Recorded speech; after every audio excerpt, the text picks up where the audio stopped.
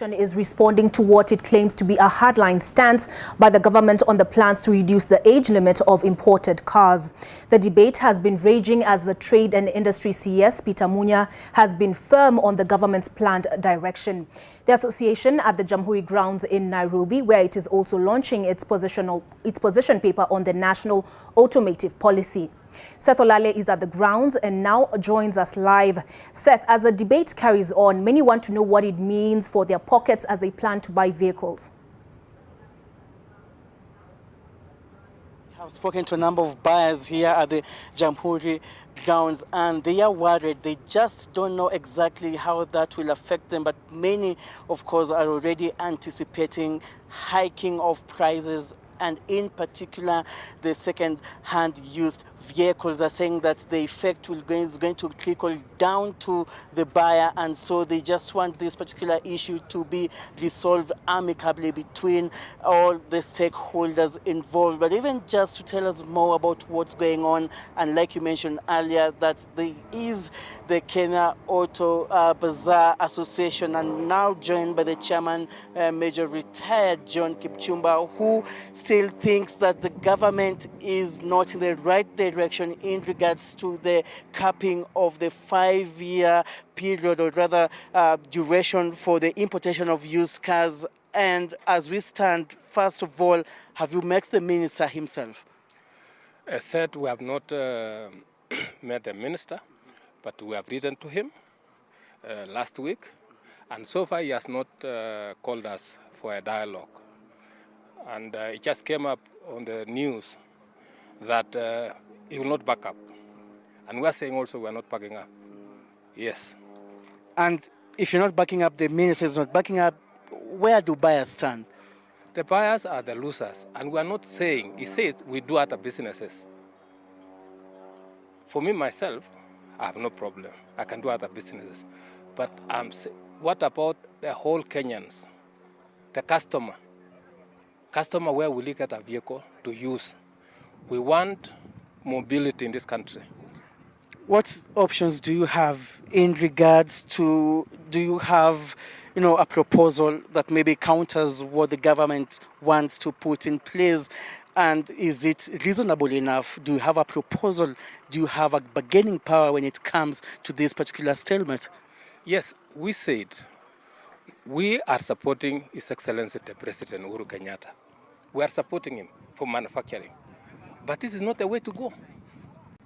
Why used cars? Why? Where have we stopped or prevented manufacturing to process? The people whom they want to protect, that is the assemblers, they call themselves manufacturers, but actually the KVM of Thika, the Isuzu East Africa of Mombasa Road, and the AV of Mombasa. They are not manufacturing anything. They are assembly.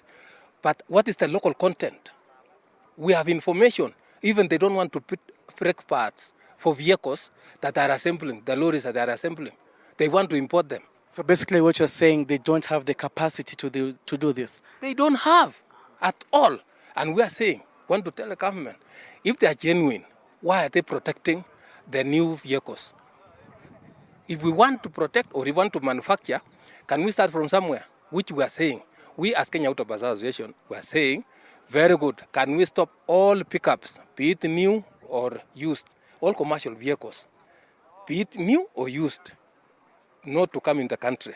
Let's start from there. One of the reasons the government says is it's aiming at reducing congestion, especially in the major cities, and they want, citizens to use alternatives like the BRT system, the railway system. Do you think that's at least practical enough to reduce the number of automobiles in the country? Then why do you do a selection of used cars?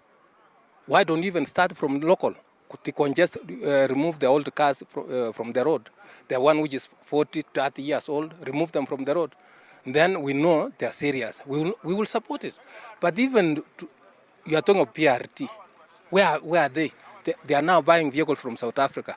And yet, Isuzu East Africa, they were given the chance to manufacture those things. And they said they don't have the capacity to build the PRT because the standards are very high. And they are saying no manufacturer in Kenya can meet their standard. So they must import everything. Lastly, Chairman, because we're running out of time and we need to hand over, in terms of the prices being as they are now, because it is being anticipated we're going to have an influx of buyers, who are fearing maybe by the time, when the time comes, the prices are going to hike maybe 100%. And right now, maybe there will be an influx of buyers coming to the car bazaars all around the country. Are you going to increase the prices? Are you going to take advantage, rather, of this situation?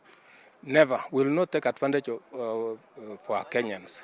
We will wait until the time when it is implemented, the prices will go up, the duties will go up, and definitely there will be a lot of theft of vehicles. Currently, they are very minimal theft because prices are generally low.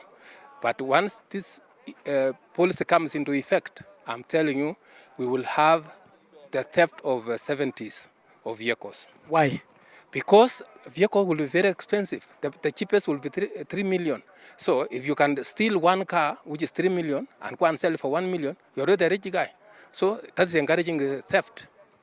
We can only hope it doesn't get to that particular point, but that has been retired Major John Kipchumba, the chairman of the Kenya Auto-Bazaar Association, and they are opposed to the government's initiative, or rather announcement of effecting the policy on giving a cap, or rather putting a cap on the importation of used cars to only 5 years. What is going on right now, what has been in place is the allowance has been for at least 8 years. But for more update, remember to join us in our later bulletins.